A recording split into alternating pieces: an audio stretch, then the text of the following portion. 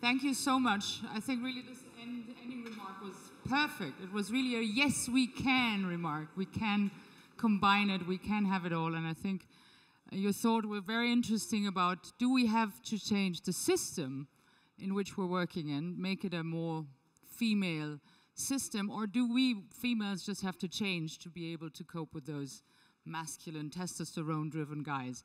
I think this is a very interesting aspect. But I think you were all for a very good, encouragement to invest, I would say, in a female-run bank, in a female fund, and I hope we're going to have more of these. And it was really exciting listening to you.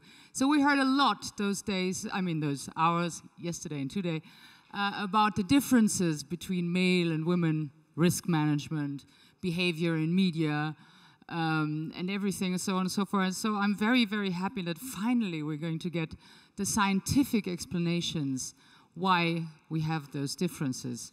Is it something inside of our brain? Is it something that our hormones are triggering? Is it really as easy as many stereotypes say women are, I don't know, are they so much more empathetic? Are they so much more better listeners, higher verbal intelligence? Is all that true? Are men really so much more aggressive?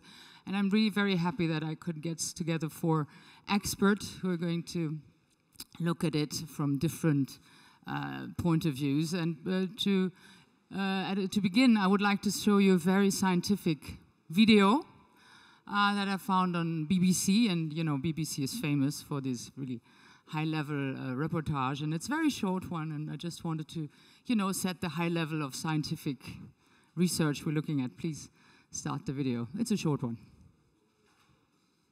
I hope it's there. An ordinary dinner party, the sort of occasion we all enjoy. The men are exchanging witty stories. And look at the women, aren't they pretty? Look at the way they laugh. They're delightful. But now the conversation turns to more serious matters. I wonder if the government should return to the gold standard. I think it should. Good, then we're all agreed. But oh dear, what's this? One of the women is about to embarrass us all. I think the government should stay off the gold standard so that the pound can reach a level that will keep our exports competitive. The lady has foolishly attempted to join the conversation with a wild and dangerous opinion of her own. What half-baked drivel.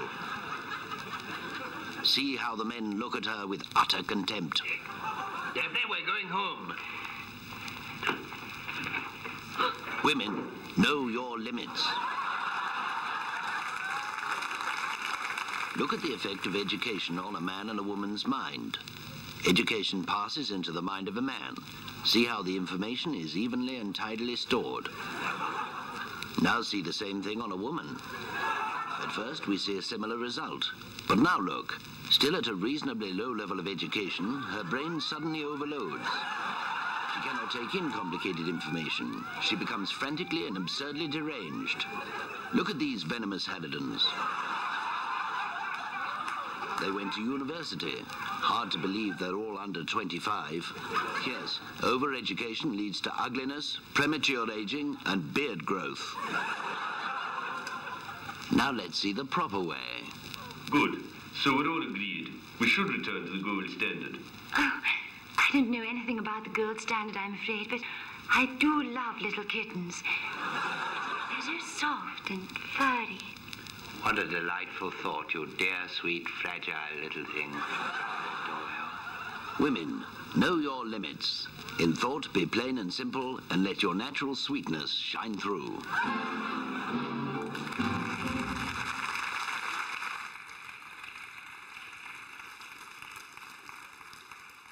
So this is, obviously, this is a YouTube video my kids showed me, and I think this is very interesting because this is the way they think about all this, gender differences, and they laugh about it. To them, this seems like really out of the ancient days, and this is not so, this could have been like 50 years ago, not even. And so I think it's interesting. I think the next generation is already on a different level. So now let's start the conversation seriously with my first panelist, who is Professor Elger. Professor Elger is a neurologist and head of the Life and Brain Center in Bonn.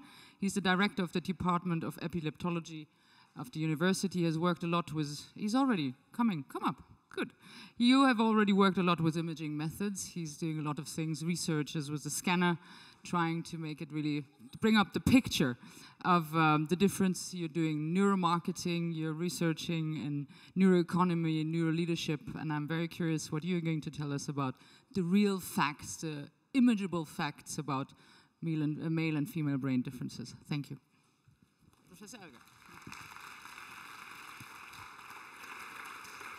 Thank you very much for this nice introduction. Unfortunately, I'm a man. It's very difficult to investigate the female brain with the eyes of a man, so it's a bit of a problem. So it's highly biased what I'm going to tell you. But firstly, I want to interpret the film you just saw, and there is a missing social intelligence in the men because their behavior will cause what we call altruistic punishment. A few hours later, when they go to bed, the lady will have migraine. So let's start with a very small game, and I ask you all to join this game. And it's very simple. You cannot lose in this game, and you have to use the things you have under your chair. Thank you very much. You have under your chair, you will see there's a yellow and a red piece of paper, and you use it afterwards. And it's a very simple game. So can we have the game here? Yeah. What you see here is just a simple game, and the decision made by you, a guessing game, it's what comes next. I will show you circles, red and yellow, and there's a certain system behind it, and it's interesting whether you as women, the majority are women here, decide different than usual. And so we start, and just consider what kind of system is behind this, because after having shown you about 30 of these things, I will ask what comes next, yellow or red, and you use your papers here.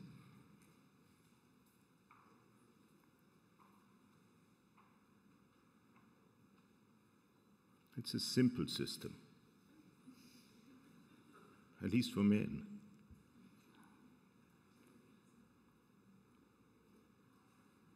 So, what comes next? Use your signaling card. Who wants yellow? Yellow, yellow, yellow. I just put it up. I would estimate it's about 50–60% yellow, and it's about 40% red. Put it up, yeah, about this is 60 yellow, 40 red. Now, you're wrong, the yellow ones. Of course, it's red because... wait. Of course it's red because the majority of the circles were red, so the likelihood that a red comes again is much higher than the yellow one.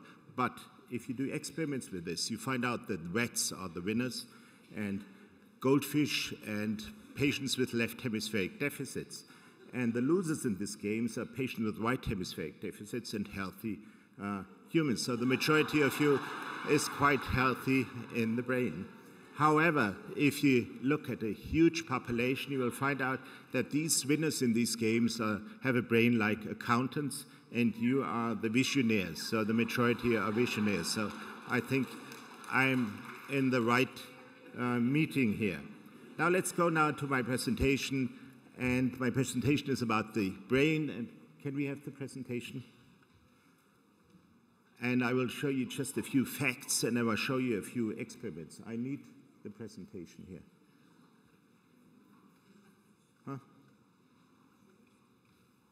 Oh, there it is. I can't see it here. Okay.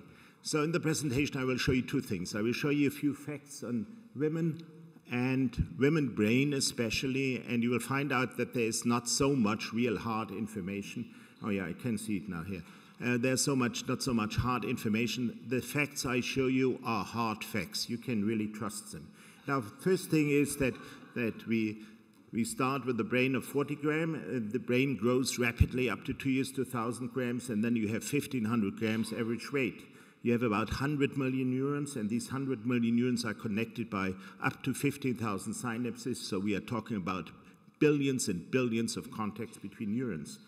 And these building up the brain, keeping the brain running, and even dying of the brain uses 50% of your genetic material. So it's the most complicated organ everybody has, and it's very easy that something goes wrong. And the interesting thing is that women have less brain. It's about 100 grams, 7.5% on this. But if you investigate it with the functional MRI are these machines you see here, very expensive, and with modern investigation techniques you can relate function to certain areas in the brain and you can interpret it. It's a rather complicated way, and I don't have the brain or the time to explain it to you. Now we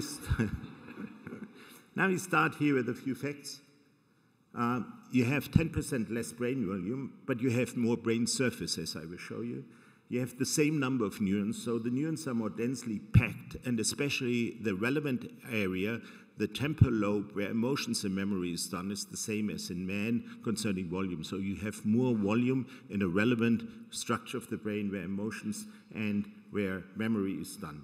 And you can see here which area are much more folded in humans and in females than in men. This is the red area here. So there's a clear difference in brain volume, and we can say women have at the end more gray matter. That means more neurons. I don't know whether you use it correctly, but at least you have it. So if you measure the interconnections between certain brain areas, you find also out that women are superior to this. Because the neurons are more densely packed, it's probably more easy to build up connections, and the connections are more effective. So we can say in brain regions in humans are more effectively connected. Again, you have to use it. It's there.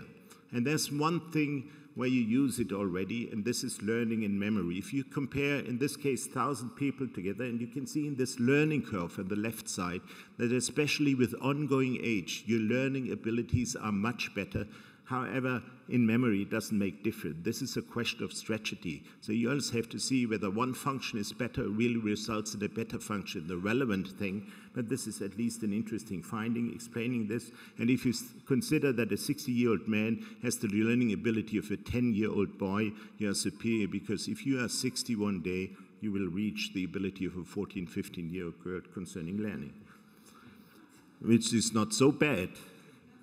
So if you look at the verbal IQ, you see a difference. Women are better concerning verbal IQ. This is a clear statistical difference, but it's a small one. But anyhow, you measure it if you come up to about 1,000 people investigating. But you have also disadvantages. One of the big disadvantages is you have difficulties in matching spacey things. For example, if you take this glass and have to say, how does it look like? If you just put it in a certain angle, you don't know it. Or if you fold the thing up here on the second side, here, up here, you have difficulties to do this compared to men. You're not bad, but you have more difficulties. And if you look very closely at these things, you find out that the difference between one group, for example, even in men, is often much higher than between gender. This is one of the problems of all these investigations, that the variability in human groups is rather high, and you need a huge group to show small statistical differences here. You see this statistical significance is not so high between men and women concerning these spacey turning maneuvers. Now, anyhow, if you go into mathematics, there is a difference. You see not a difference in the average. If you see the curves, it's quite good here. But if you look at the ends of this Gaussian distribution here, you see at the ends, men are in mathematics a bit better. They have more genius in mathematics than probably women. And on the other side, there are also a few men who are not so good. So there's just a difference in the extremities and affecting very low people. Now, what you have in your brain is a lot of estrogen receptors. Nobody really knows what it does. One part of the estrogen receptors are doing the cyclers, but the other one is in the mesotemporal lobe. You see it here, and nobody really knows what it does up to now. And men have androgen receptors, not more than women. And so there are androgen receptors and estrogen receptors in the human brain. And androgens, that means the male hormone, can be changed in a female hormone. So nobody really knows what this does. But we think there is an influence, and we try to measure it. And I'll show you an experiment, which is quite interesting. We measured the lateralization of the language in the brain of women during the estrous cycle. What I show you here is the experiment. I don't have to explain it. And this is the hormone curve. The estrogens go up, and then there's the ovulation, and then the progesterone goes up. And if you measure at two parts here during the menstruation, you have a typical distribution of the language in the left hemisphere. And if you measure the same situation later during the progesterone peak, you have another distribution. You see that in this case, language goes to the right side, especially comprehension of language. You can experience yourself if you have something like a premenstrual syndrome. One word can broken your marriage, even if it's the wrong word at this period of time. So I would advise you as a brain researcher to do heavy discussions at the beginning of your cycle and not at the end of your cycle. So, but you have another advantage. If you get a stroke in the dominant hemisphere, you recover much better than men later on because the plasticity of your language is much higher, and this explains all the situation. Now you can make experiments with a short dosage or short given dosage of testosterone and just look what happens. And here things are happening. And if testosterone level is on the level of men for a short period, with the increased testosterone, negative face expressions are later recognized. So that means women are much more sensitive, much more able, if they have no testosterone in their blood, some probably take it. But yeah, if you do a lot of sports, there is a problem probably. But this means you have more empathy. And there are other experiments who show this also.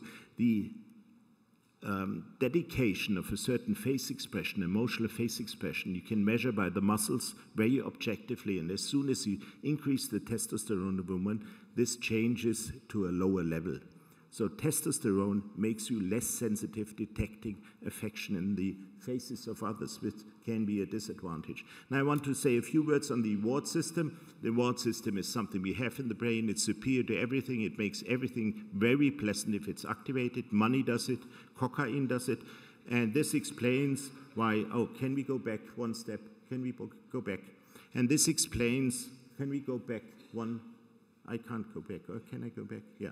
Okay. This explains that if I offer you 100 euros now instead of 110 euros in 1 week, 90% of you would prefer the 100 euros now instead of 110 in 1 week, which is economically a big nuisance. So money is activating it very lot, and probably men are much more activated by this if you look at the financial crisis. Now, you can go do plays with this in these scanners, and you can see, and you can make experiments where somebody is fair and unfair. And if you look at this, that women show empathy even with unfair people. This is in men not so. They like to punish, and if you go very closely in it, you see an activation of the reward system if you punish unfair people. You are much fairer to others than we. This is, I think, an evolutionary superior thing and makes women better. In this case, you have a difference. We heard a lot of businesswomen. We were looking in this case how somebody who gets a bit more money for the same task, he performed well, how does he feel? And just if he gets a bit more, and it doesn't matter the amount, it's just a bit more than the other, you have a huge activation, as you can see here, in your reward system. You feel very well if you get something more than the other. And the interesting aspect is if you look at women and men in comparison, there's not really difference. Women are probably a bit less activated than men. But if you go in another structure of the brain, where we look at areas where you feel, let's say, a bit uneasy if you get more for the same task than another. You feel an activation in the women and you don't see an activation in the men. So I don't mind if I get more than you, but you feel bad if you get more than me. So this is a difference. So it's good that I get more than you. So let me summarize this short thing. There are clear differences. Plasticity in speech is clearly superior in women. The verbal intelligence is higher. The empathy is higher. And this can be changed by hormones, so don't booster you up if you do a lot of sports. But there are a lot of open questions I want to end. All these studies have a problem with the validity because small groups are investigated in the scanner. We have a high variability within the gender and not within the tool, so it's difficult to interpret. Hormones influences, so every investigation has to be done at the same time in the cycle, which makes it very proper to be scientific. So we need much more focused investigation on this topic. So if you have interest in certain questions concerning women and men, just write me and we do the experiments if we can do so. Thank you very much for your patience.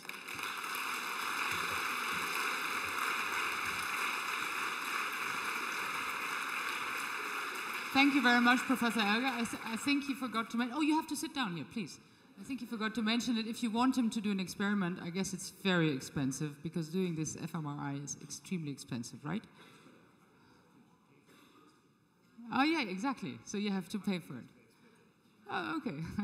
So I'm very happy to welcome our next panelist. This is Frau Professor Inga Neumann from the University of Regensburg. She was born in Jena and studied at the Karl Marx University of Leipzig, and is now the head of the University of Regensburg for neurobiology and animal physiology. That means that Mrs. Neumann is one of those scientists who is allowed to really look inside of the brain, what is obviously not possible on humans, because she slides them and cuts them and really looks what was the effect of her experiments. And usually you said, Mrs. Neumann, that you're used to sit only with men, so this must be quite a different thing. So the floor is yours. Thank you. Thank you very much for these kind introductions, Ingrid. Wonderful to speak about female reproductive cycle, female peripartum period in front of women. That's wonderful, because that's not the normal case. Normally I speak in front of men and they sit and say, oh, what about this female stuff, you know. So that's really a great challenge here for me, and I would like to continue where Christian Elger has stopped. So I see what I can see, or what I see there as well. So the title is Women Power, the wonderful actions of hormones, and I will focus on periods where we have fluctuations in these sexual hormones, and that's of course the menstrual cycle, and that's also the period around birth, and I will focus particularly on that period around birth. And yesterday we had wonderful discussions in the evening, and I figured out a lot of these fantastic women here are mothers. So I think that is an important time as well, and we will see which hormones play a role. But I will start a little bit with gender difference in brain structure and functions, so something we have just heard. One of the theories is the emphasizing versus a systemizing theory.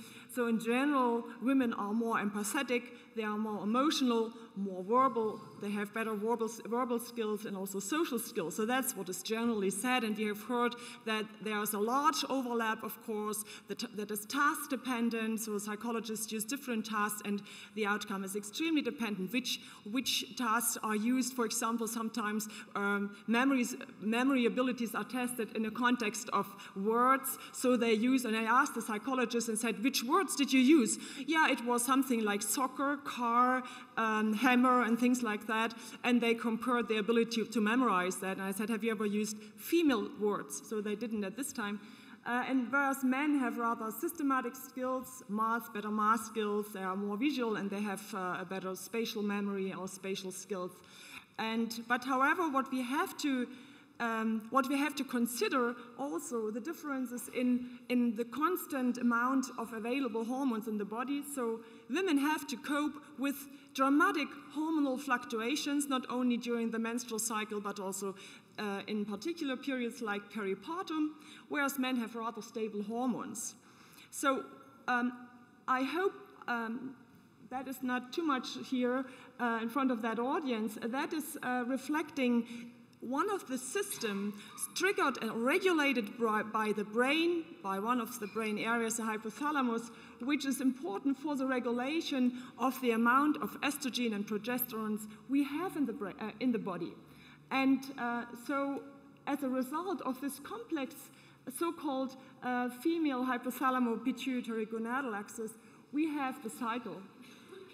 We have the cycle, and before ovulation, we have a huge rise in estrogen, and we have also an increasing amount of progesterone, whereas at the end of the cycle, before menstruation starts, there's a dramatic decline in these hormones, and that's what makes the difference, of course, and which may affect a lot of functions, a lot of brain functions. So there's a sex steroid-dependent change in cognitive functions, and that is, for example, due to a variety of factors. So where are we best in the time just before ovulation, that is in the mid of the cycle? We are best at this time with respect to creativity, and these are all studies from other people. These are not our studies, these are human studies. We are better in semantic abilities. Language flexibility is better at this time in comparison to the end of the cycle, for example. Also, it was described, and I found that quite nice, we have increased feelings with respect to jealousy, and this could be both sexual jealousy or non-sexual jealousy. So women watched videos about women engaged in other men's activities, emotionally or sexually, and at the time before evolution, we are more jealous than at the end of the period. So that's also, I found that quite interesting. We are also, differences exist with respect to social problem solving and general behavioral flexibility, which is larger at the mid-cycle. So these changes in the behavioral coping and general coping might have something to do with a mate choice, because pre-ovulation is a time where we are mating, where we are reproductive active, or particularly active, so to make the right choice for the male partner. And interestingly, also the attractiveness of men, from our perspective, depends on the time of the cycle. In pre-ovulation, we prefer men which look really solid and caring, and that is important because that's what we want. These are the people we want to mate to ensure the reproductive success, whereas in the beginning of the cycle, we find these more testosterone-driven male machos more attractive. So what is important to consider, that these results of these different tests and these qualities depend on two factors, and that's innate anxiety of the women and also the stress level the women experience. So all these cognitive tests are dependent on these two factors.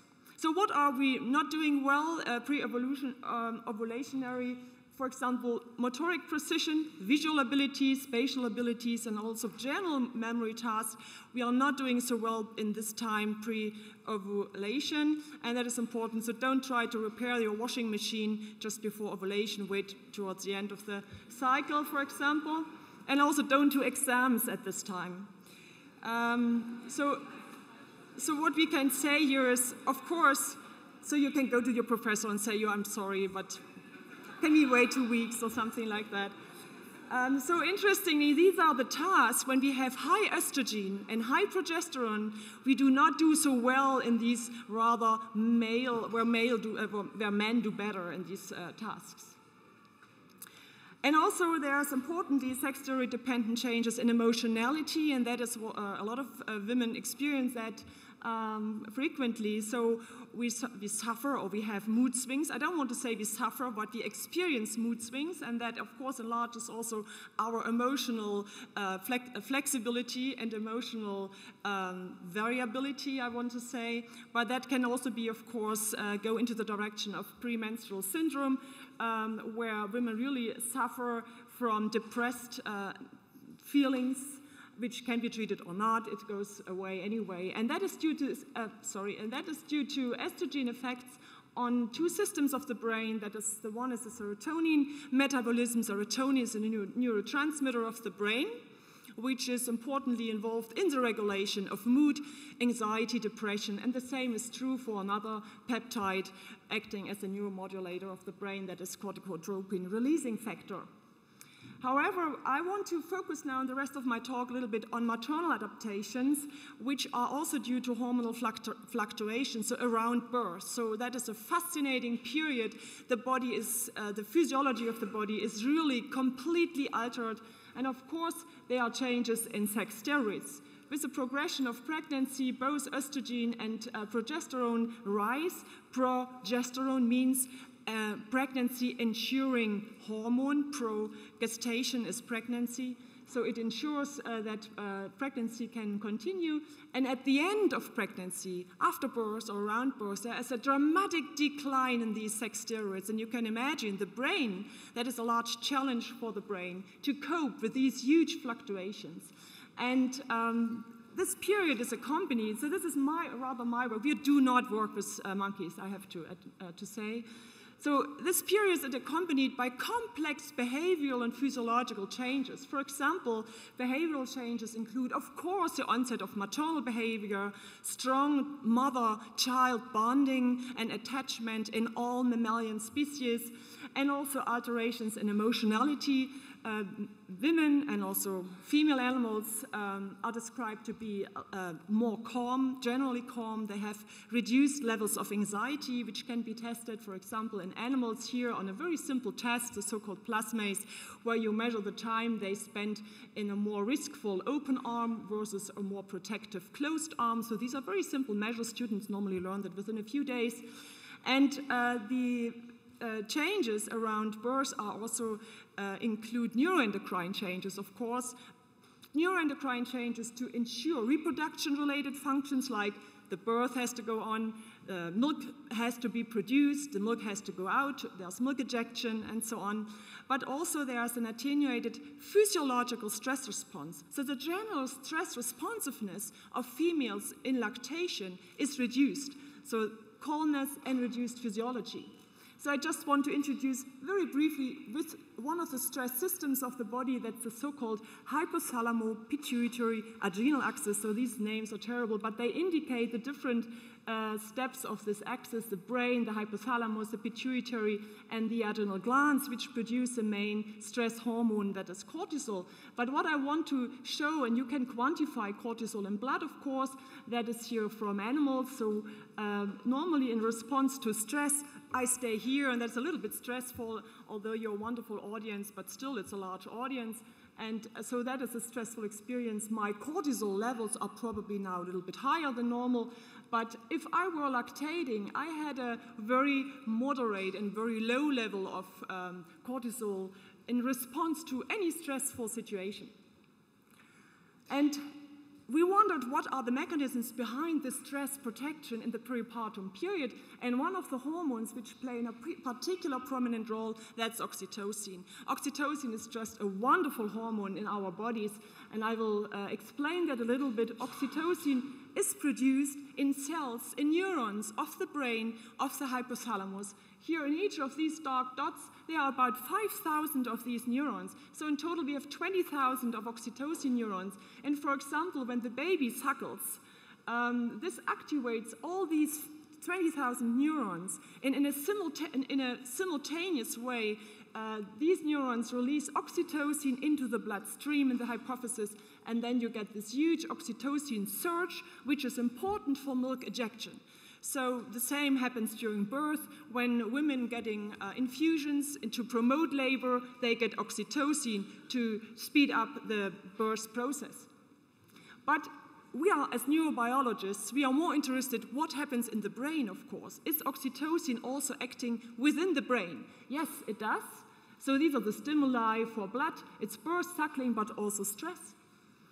And of course, here's a much nicer and artistic picture of this so-called milk ejection reflex. So Zeus gives the baby to the lady here, and as a result, so it suckles, and as a result, first of all, you have milk going down here. I don't know if you see it, it's a bit bright, so the angels really enjoy the sweet milk, but more importantly, there are also milk straws going up to heaven, and this is the origin of the Milky Way, as Jacopo Tintoretto has called this picture, and I always like that a lot because it shows that these former people had quite intense observation of these processes.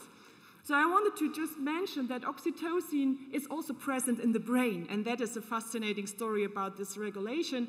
There are pathways within the brain, there are regions where this molecule can bind to binding sites, so-called receptors.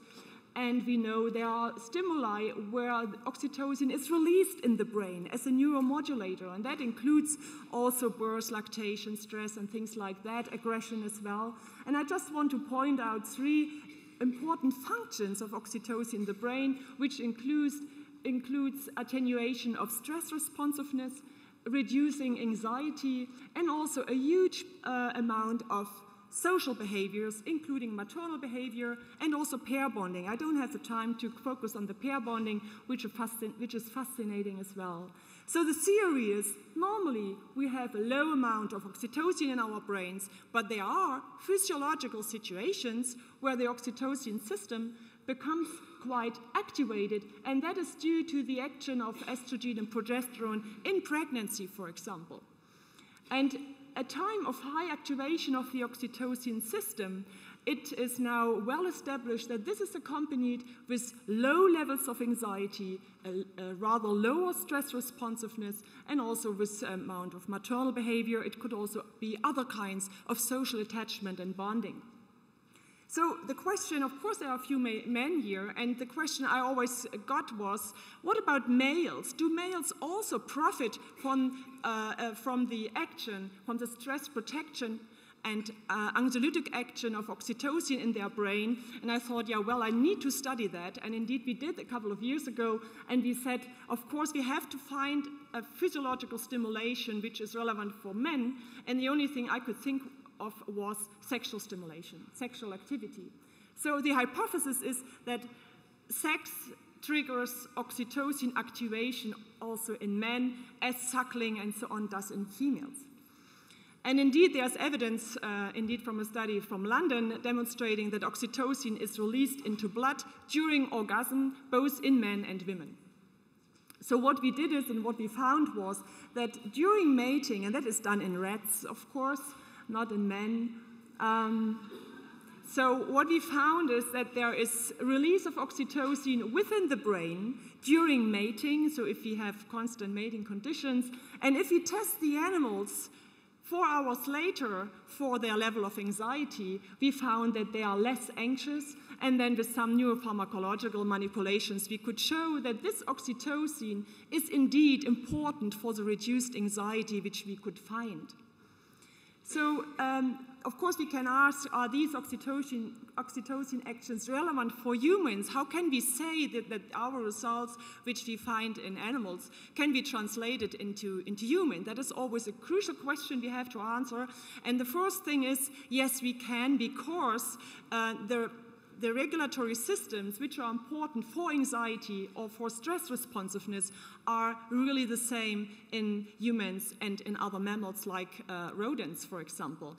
And there's evidence, of course, from another level in humans that oxytocin increases trust.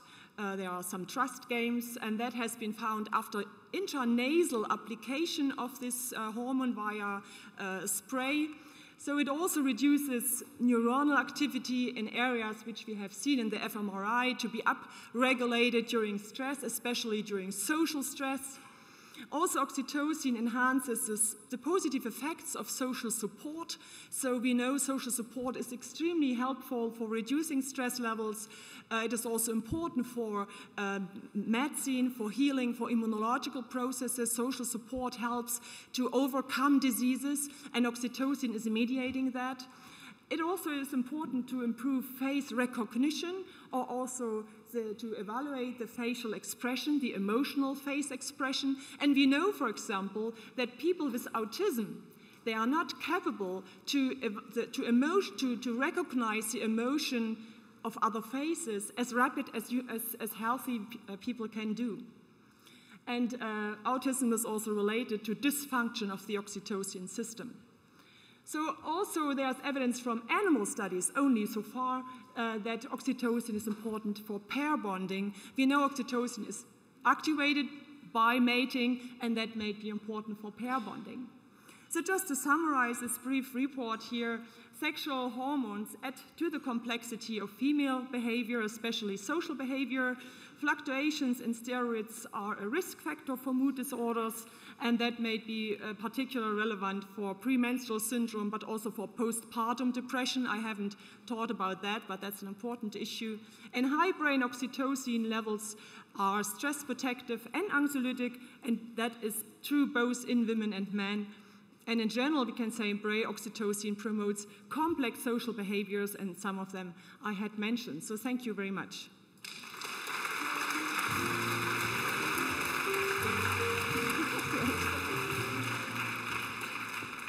Thank you, Professor Neumann. I hope that what you said is not going to bring all the positive feelings we had about the reliability of women, you know, and how they work, and I don't know, in the money business, the banking business. I hope it's not ruined everything, because now we look at us being really cyclic, depending humans and triggered by hormones.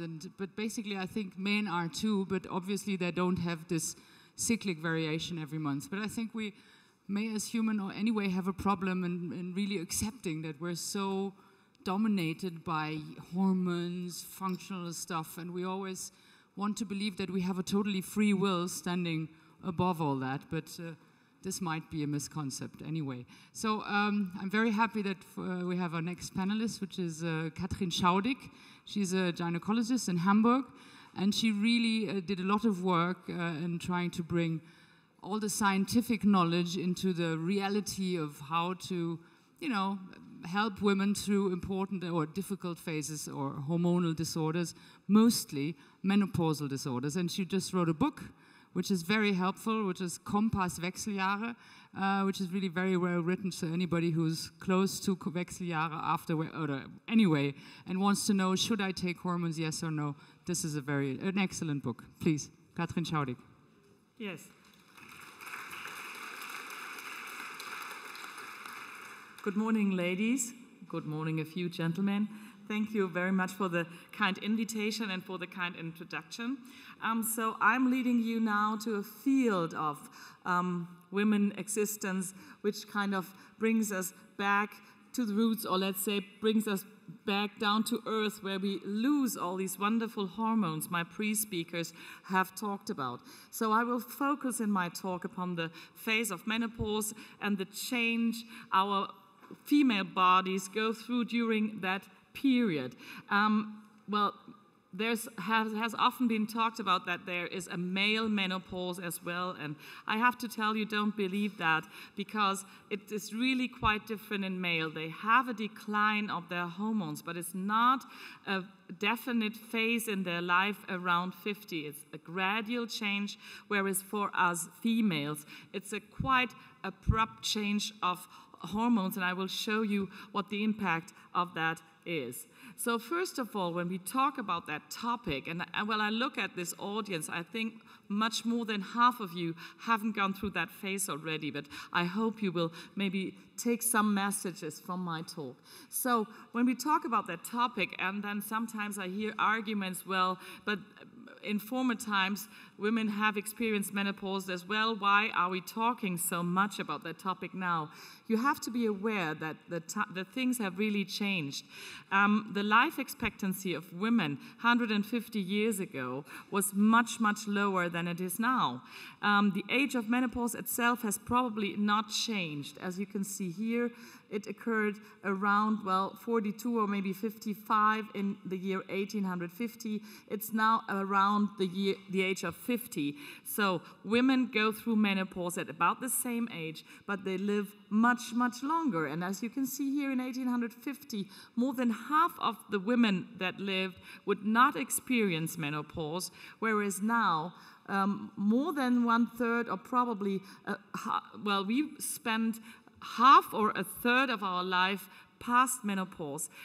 So now we have to cope with this phase of life where we don't have the hormones we used to have before. So that is one thing that has really changed through the last 150 years.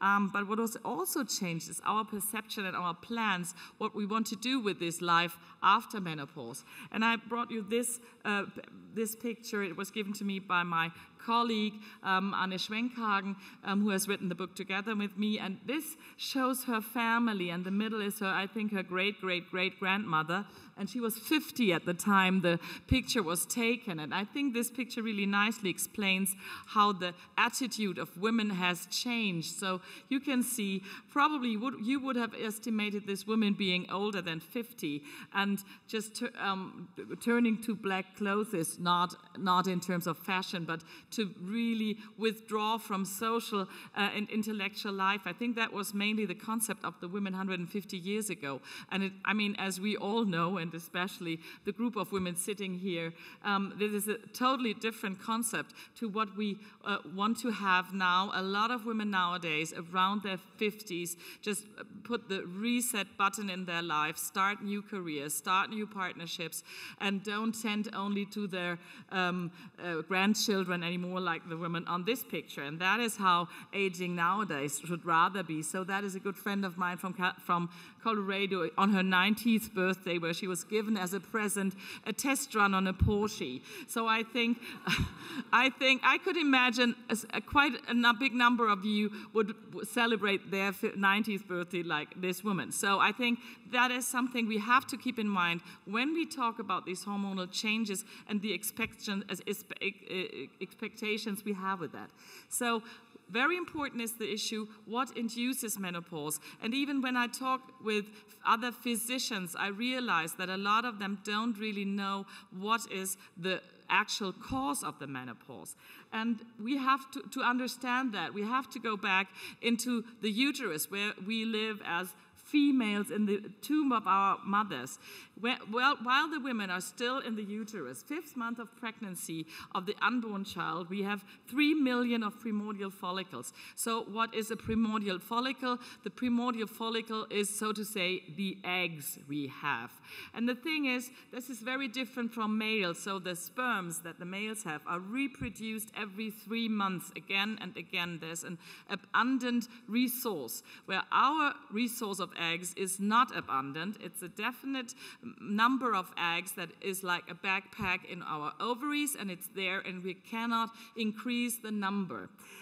So what you can see here is at the time of the birth, when we are born as women, these primordial follicles, so to say, eggs, have already decreased dramatically to the amount of 1.4 millions. And when we go further, starting puberty, these eggs have again reduced remarkably. So we end up having 300,000 eggs in our ovaries, which still seems to be an awful amount of eggs, because we only need 1 egg for 1 child. But as you can see, this dramatic decrease goes on, and at the time of menopause, there are about 1,000 eggs left. And what is very important at that point to understand it is the primordial follicle that produces all our female hormones. So it's not like the concept that the whole ovary is producing estrogens or progesterone, what my pre-speaker very nicely showed you, but it's practically only the cells that surround the eggs that are derived from the primordial follicles that are responsible for all the cyclical patterns that we have throughout our fertile life. And these 1,000 follicles that are left at the time of menopause are not enough to keep that up. And now you can ask yourself, so what happens to all these these millions of follicles? Well, atresia means they just vanish, basically, and they just die in the ovaries. What you also have to know, of course, is these eggs are as old as you are, so because they cannot be reproduced. So when you're 40 years, your eggs are 40 years, and when you're 50, also your eggs are 50, and that means that they don't function as nicely as they do when we are 25. Okay. During this time, from puberty till menopause, we have in the Western civilization around 400 ovulations, but the rest of these eggs, again, it's still 300,000, just go down the tubes. Well, wherever they go, they just lose their function and they die. So what happens then? So this loss of follicles, loss of eggs, which means loss of hormonal production, leads to a decline in our estradiol levels and to an increase of the FSH, which is the hormone comes from the pituitary gland. My pre-speaker showed you that gland already. It's in our brain. Well, the FSH rises because the pituitary gland tries to stimulate your eggs to grow, because this pituitary realizes there are no estradiol levels anymore. Funny enough, your pituitary gland is so stupid that it won't realize for the rest of their life that there is no more eggs to stimulate.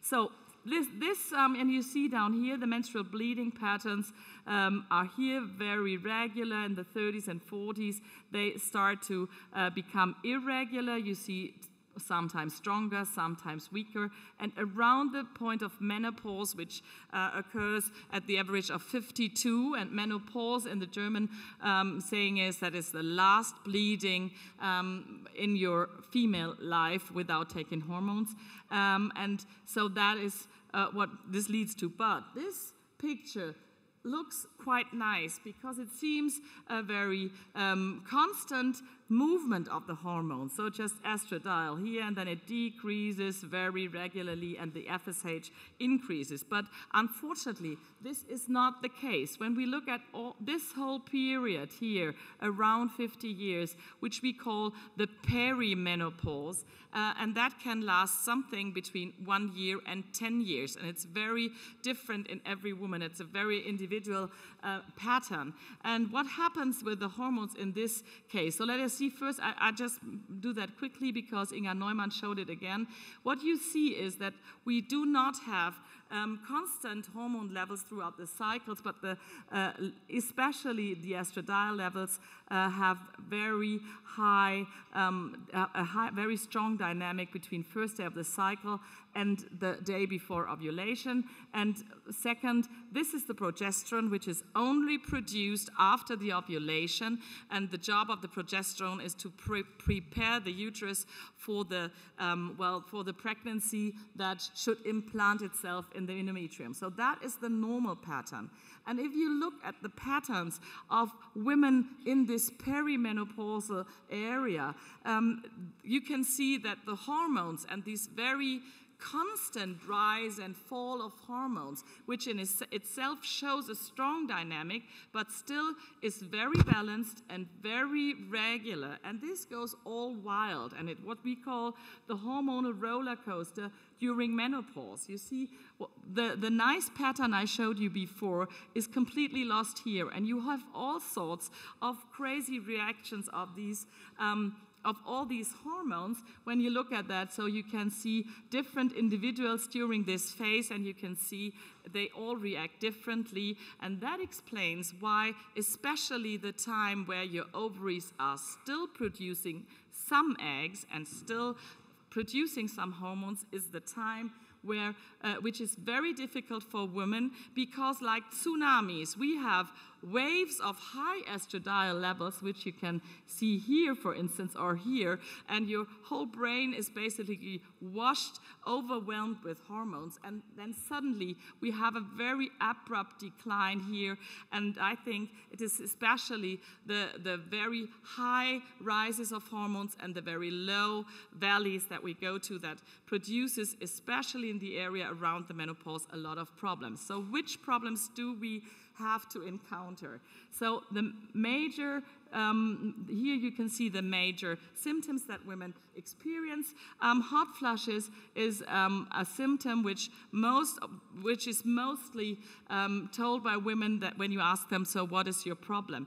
But right afterwards, and this is something a lot of women are not aware of, is sleeplessness. And funny enough, the hot flushes, they have their highest frequency after the last bleeding. So when we are really in estradiol depletion, whereas the sleeplessness is a symptom which is often the very first sign of menopause. And it is not directly related to estradiol deficit, but that is our opinion, obviously related to these strong ups and downs and the strong roller coaster pattern of hormones in this phase. Again, the mood swings and the irritability you can see here, which is very hard for the women. And what they tell me also is that they don't react adequate on some sort of stimuli. Like I have one patient, I think this is a marvelous example how some women feel that she said, well, I broke into tears at my bakery when they told me that my favorite bread was sold out. So this is something which is really horrible, I think. But I think it really helps if we know, well, okay, this is just a phase in my life and I somehow will manage, okay? So there are some other symptoms that you can see here. that are also there, but I think the most important and the ones that are the most impairing women's lives are the one I've talked about now. As you see, so this is a survey that has been performed in 2005 in different European countries. So I showed this, these are the German data, and you see 94% of women suffered from one or several of those symptoms, and 65% suffered of severe symptoms, and that is something you should also take home. About 1/3 of women doesn't really have a lot of complaints. 1/3 has complaints, but somehow copes with it, and 1/3 of women has so severe complaints that they cannot really cope with their daily life, and they come to me and say, so doctor, do something about it. So what can we do about it? Well, first of all, lifestyle changes always helps, but in all sorts of situations. Of course, especially physical exercise, but unfortunately, very often it doesn't help during menopause. You can try all these things, but very often it doesn't help. That's the same with phytoestrogens. They give a bit of relief, but to my opinion, it really does not help too much. What really does help, especially in terms of hot flushes, it is not so well proven for sleeplessness and for the mood swings, but for the hot flushes, the hormone therapy is, as far as we know, the therapy that is clearly proven to be the best, and it is better than all other strategies that we have. And there is no doubt and no discussion about that. So if you give these women who suffer from their symptoms hormones, especially estradiol, they will probably have a very fast and immediate relief. But what about the risks? So there has been written a lot in the media about that. So like I would say till 10 years ago, we would give hormones to every woman who was approaching menopause because we thought they feel so much better with the hormones, and that's actually what I still see in my practice. But by that time, we still thought we do not do any harm with the hormones because we only substitute something that stops being produced. But the things have changed now. So for reasons of time, I will only focus upon one risk, which is, but I think, most important because women are so much scared of it, and that is the breast cancer risk. So that was a headline 7 years ago when the 1 Million Women study was published, and in the Daily Mirror, the same day the study was published in the Lancet, that was the headline in the Daily Mirror in London. So HRT doubles breast cancer risk. That kind of suggests to women, well, every second woman gets breast cancer when she's on hormones, which is not true. And that is something we cannot really get away from, that hormones have something to do with the promoting of the diagnosis of breast cancer. But we have to be aware how big are the real numbers, especially in those women who suffer a lot and want to have a relief by us, and they are very much afraid of taking the hormones. So this is a very old study that has been known, and the data are still valid. So what you can see here is the green line is the incidence of breast cancer over the years. What you see, breast cancer is an age-related cancer. The older we get, the more likely we have breast cancer. You can think that about 10% of all women will experience breast cancer during their lives. What you see here is if women take 5 years of hormone therapy, this curve is slightly higher, and if they take 10 years of hormone therapy, it is even more pronounced and increased. So how do we have to imagine this in absolute numbers? So this is 1,000 points. You can count it. It's really 1,000 points, standing for 1,000 women. So how many of these points will have breast cancer by the age of 70? So these are 63 of them will have the diagnosis of breast cancer. If these 1,000 women take hormones, when they take the hormones for 5 years, it's 2 women more. It's these yellow points. If they take the hormones for 10 years, there are 6 women more. And if they take the hormones for 15 years, it's 12 women more. So you can feel that this is much, or you can feel that it is little. This really depends on your personal attitude. First of all, how much you suffer, and second, how much risk you are willing to take. This is not a decision I, as a doctor, can make for you. The only thing what I can do is inform you about that, okay? So the decision has to be made by yourself. Probably there are subgroups of women who have a higher risk and those who have a lower risk, and we don't know the risk groups yet. And I think the research should focus upon defining and identifying the risk groups who are at a higher risk in this field. But these are the absolute numbers, and those are shown in our book as well, and these are the data I show to my patients. And there are other factors that also influence the breast cancer risk that are widely not so much known, like obesity, for instance. Now here you see these three curves I showed you before. Obesity elevates the breast cancer risk, is much stronger than hormones ever. And alcohol, like 2 glasses of alcohol of wine in the evening, that already increases your breast cancer risk for around 50% here. So you can see alcohol plays a major role. Sports, again, as I said before, helps against almost everything. With regular endurance sport, you can reduce your risks markedly, so that is the other side of it.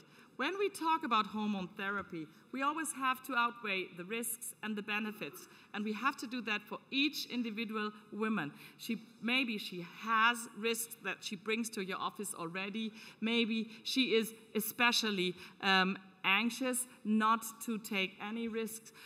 We still have to weigh that against the benefits. For a lot of women, the quality of life is much better with hormones. So it's really outweighing risks and benefits. And again, for reasons of time, I cannot go in the risks and benefits too much. But I think this is, the last topic. And with that, I thank you for your attention. And I've shown that cartoon very often, but it's today, for the first time, before this female audience, that I realized that all the 7 dwarfs are male. And I wonder why Snow White is not in this picture, but I think she was definitely premenopausal at that time. And I thank you for that. Okay.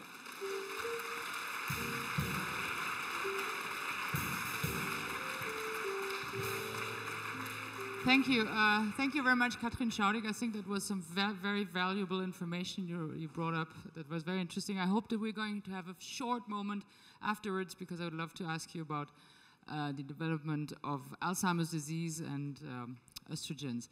So last but not least, we have an expert on metabolism. Wait a second. Stay where you are.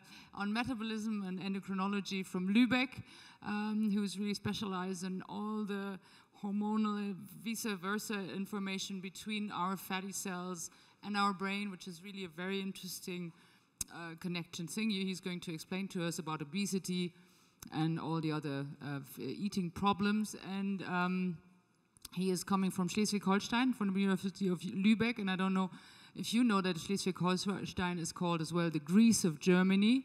This is because they ran out of money, and actually he's just fighting a terrible fight because they're threatening to lock down the whole university hospital because they ran out of money, and he's looking for private investors. So, Lehnert, I don't know if you're going to talk about the university. No, please talk about the obesity thing. Come up. Thank you.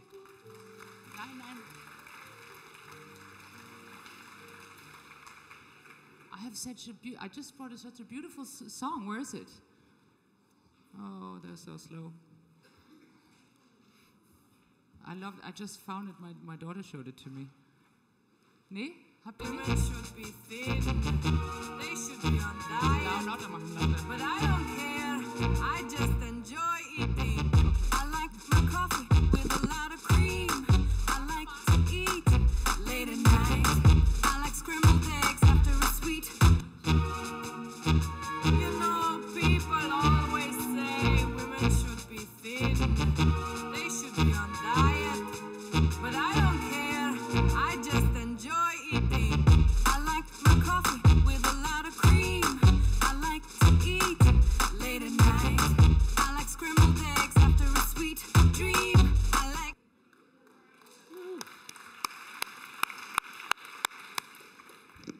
Well, thank you very much, Maria, and thank you very much, Steffi, for inviting me to this wonderful conference.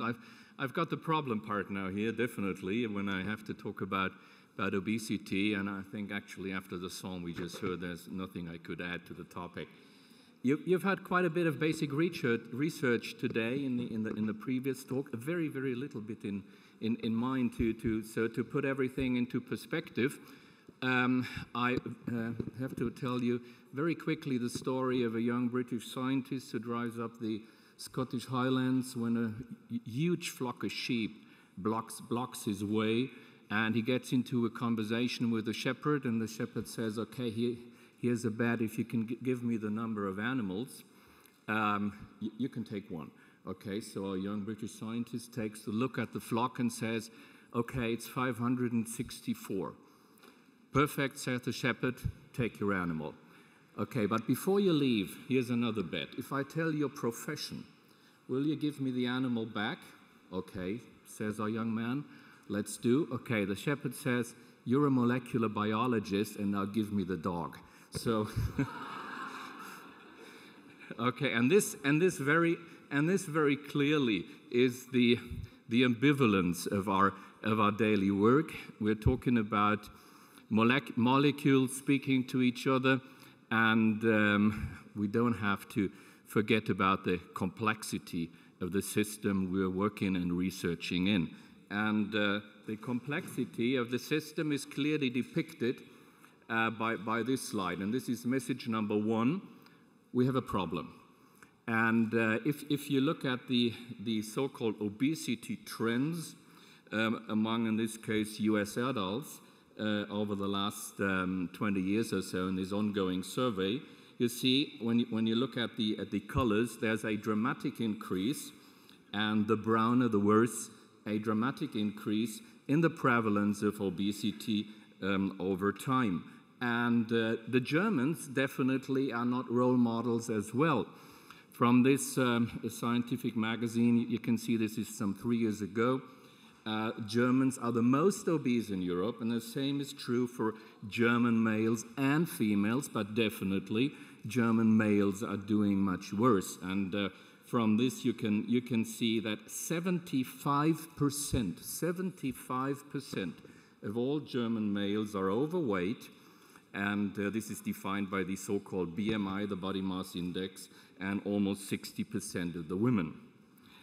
Very aptly so for this conference, the data from the so-called micro census of 2009 were published, and very interestingly so, German men are more obese when married. I mean, this was of course folklore wisdom, and everyone was believed that this had to be the case, but it also had to be shown.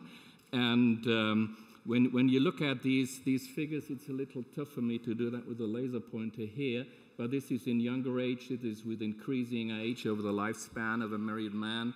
And so there's a dramatic difference between young married men and young unmarried men. I don't know what advice to take from that, but probably one good advice would be marry late and not too often. But, okay, we have, I told you, we do have a problem, but if that problem would only be internal, external perception of body image, something we'll hear in the lecture by Susie Albeck a little bit later, if that would only be a problem of perception, then we probably wouldn't have a problem, at least not a medical problem. But we are talking about a medical problem, and when we do so, we have to leave the concept of the so-called body mass index. I guess most of you are familiar, and I guess about 90% of you or so know about the body mass index, which of course is perfect. I'm always preaching to the core when I talk in an audience such as this. And so we're talking about body composition.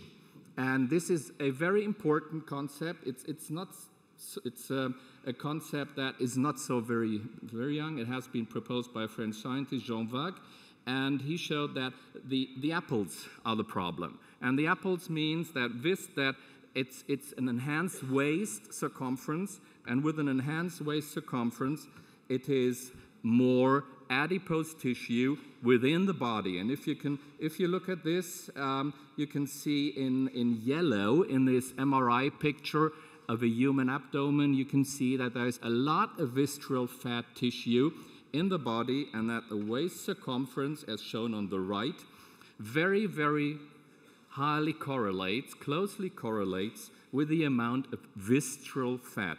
And that is why we leave the concept of the body mass index and talk about the concept of tissue, fat tissue within the stomach, within the abdomen, within the tummy.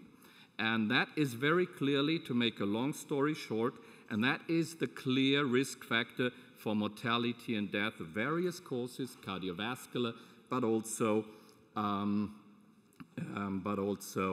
cancer, for instance. So we have what we call an adipocentric view of obesity and of the metabolic syndrome. The metabolic syndrome is a cluster of problems around obesity with diabetes, high blood pressure, and high lipids. And these fat cells within the tummy here, they have a lot of detrimental effects on the body, and they cause what we call insulin resistance, which will lead to diabetes, and they will cause problems of the liver and problems with the lipids. And now the very interesting part of the story begins right here. And what us as scientists in the field of metabolism interests most at the moment is the crosstalk between the body and the brain. The crosstalk in particular between fat cells and the brain. So we have sort of a split brain. We have a metabolic brain here, and the metabolic brain receives information from the periphery of the body, from the gut, from the liver, from the fat cells, for instance. And we have the other part of the brain, and that is, to ease things here at this point, this is the cognitive and the emotional brain. And it is the tricky problem to integrate these two parts of the brain, the metabolic brain and the emotional and the cognitive brain, to stay on a healthy and lively balance with regard to body weight. So these are all these fat cells within the tummy, within the abdomen, we're working on, and probably most of you don't know this. The fat cells are probably the most active endocrine organ in the body. They produce hundreds of substances, hundreds of hormones, so-called adipokines, that have effects again on other parts of the body and on the brain. And we're talking about a very old system here when we talk about, for instance, the leptin, which is a fat cell hormone, and tells the brain, stop eating, you've had enough, you have enough fat cells, so please refrain from eating. And so there was a lot of hype about this hormone, and only in a very few patients we see that when we give leptin, it has a remarkable effect on body weight, as you can see on this slide. In the upper part of the slide, this is before treatment, and the lower part of the slide is after treatment.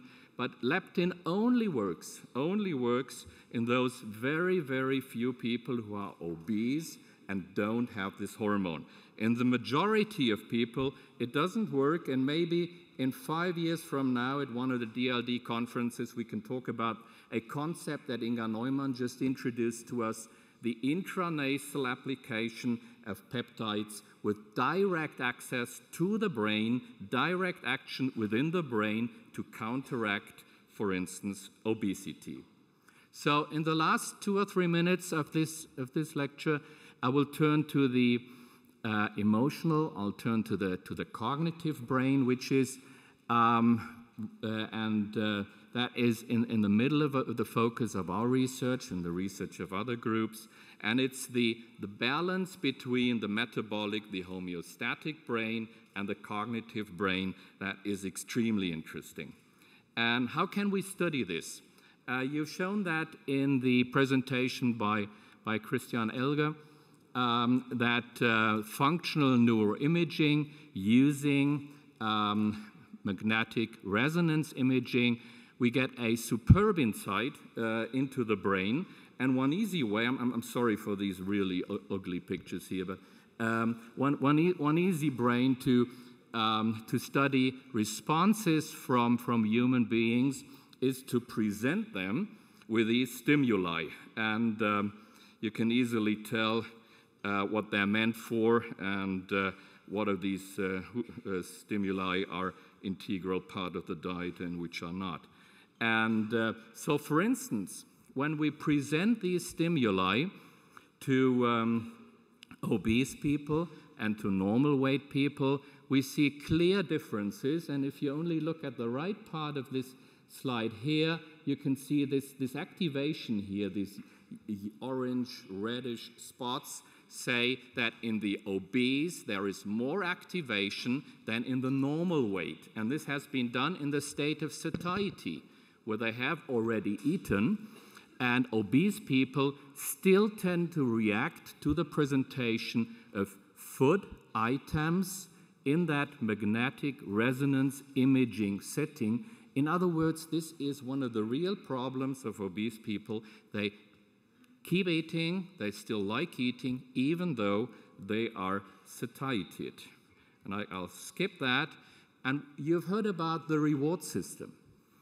The reward system is probably one of the most important systems in our brain, and it is activated through, for instance, eating, but it's also activating through other substances of abuse, such as alcohol, such as cocaine, and others. And the interesting part is that this system is activated through all these items. So in other words, food items have clearly have an attribute of abuse.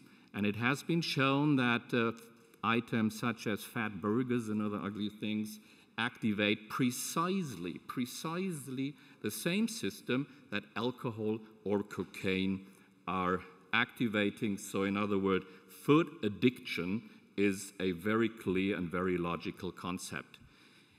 There's one other field emerging at the moment, which is also very, very hot, and this is the neuroeconomics of obesity. And in particular, the question, how can marketing modify the non-intrinsic attributes of food? And this is a very nice experiment that has been performed in male volunteers. I don't think it would have worked with females, actually. And they were presented with 5 glasses of wine. And the only information about the wine they had was the retail price. In fact, the wines here in blue and the wines in green, that was absolutely identical Chardonnay, but they had the information that the prices were different.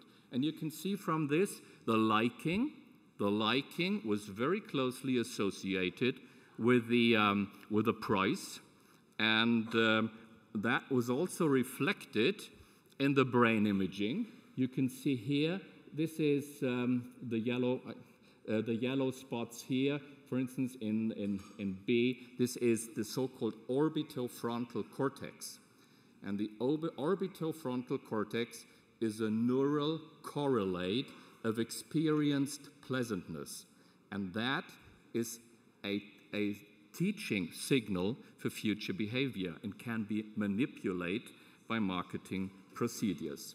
So to summarize, we have a lot of cues that will influence our appetite, that will influence our food intake, and it's the number of cars at home, it's the time spent in front of the TV. It is also sleep duration, a very interesting U-curve. The less you sleep, actually, the more you tend to get obese, you tend to put on weight. So I don't think we should be too angry with our kids if they sleep too much. And this has been shown, less sleep has been shown to be linked to increased feelings of hunger and appetite. So with that, I would like to end and show you this slide that dietary weight loss has very beneficial effects on the body. It does work. And if you look at this image here, What organ is not affected by the weight loss? The only organ that is never, ever affected by weight loss. What do you think that organ is? The brain. Perfect. So the best you can do to the brain and to the gray cells is weight reduction. With that, I would like to end, and I would like to thank the members of my group for giving me the opportunity to do work and research on this exciting area. Thank you very much.